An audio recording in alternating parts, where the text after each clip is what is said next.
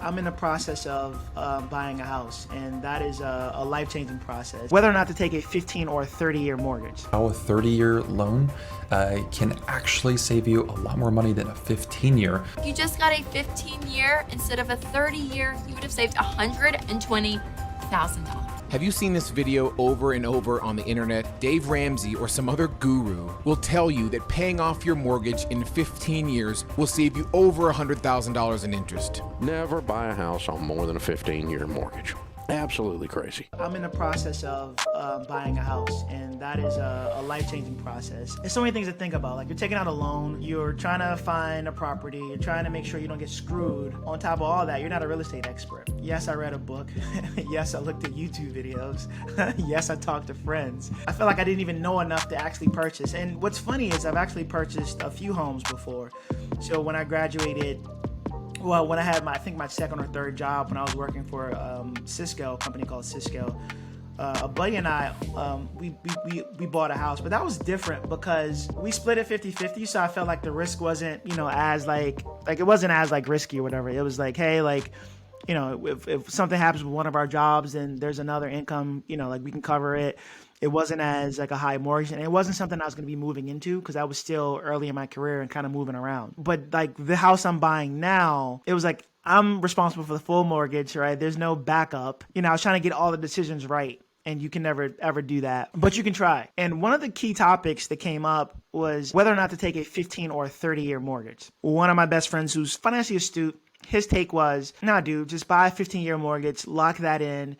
You'll get a better interest rate, and in 15 years, you'll own your house. And that kind of got me thinking. I'm like, 15 year, what if I want to leverage money to do different investments, and I'm locked into like a 15 year and I'm paying more for my mortgage? That gives me less money to invest. And if I do a 30 year, I always have the option of paying it down or paying the principal down when I make extra money, get commission checks, or come into, a lump sum of money, or, I get that inheritance from my great-great-great-granduncle. So great-granduncle, if you're out there and you have $1 million for me, please give it to me now. I could really, really use it.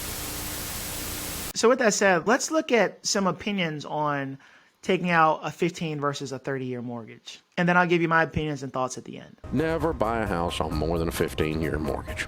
Absolutely crazy. Don't do that. How a 30-year loan can actually save you a lot more money than a 15-year. If you just got a 15-year instead of a 30-year, you would have saved $120,000. How carrying a 30-year mortgage will provide you with over $500,000 more in your retirement. We used to really preach 15-year mortgage is hard. I mean, we used to say it just made sense. It's always better, in most cases, to do a 30-year or the longer term. All right, so as you can see, the opinions are all over the place. Some people say 15, some people say 30. I'm kind of going with the 30, but I saw this cool video on Everything Money, and let's look at that and see what he says, and I think he has a good point. Have you seen this video over and over on the internet? Dave Ramsey or some other guru will tell you that paying off your mortgage in 15 years will save you over $100,000 in interest. Never buy a house on more than a 15-year mortgage.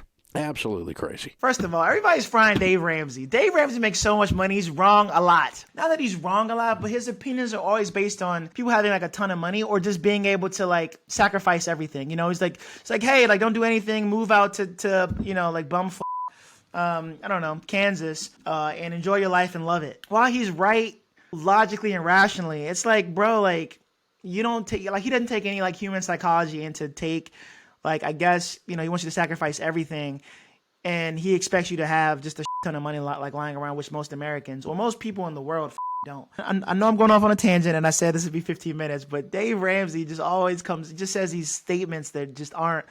He has one point of view, and it's never, it's there's no nuance in it, and that's my only problem with him. But what do you think, Olivia? How do you feel about my boy Dave? I don't like him.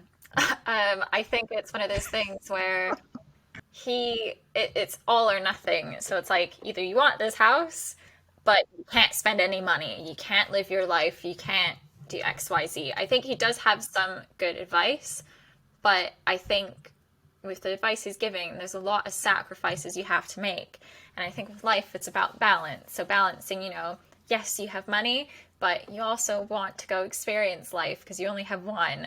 So if I'm sticking to a really strict budget where I have no wiggle room, am I really enjoying it? But yeah, overall, I don't like them. Yeah, agreed. I think like you and I are definitely I'm on the same page where it's like it's lazy to have one opinion, and not that everything's perfect, but you can always try to figure stuff out.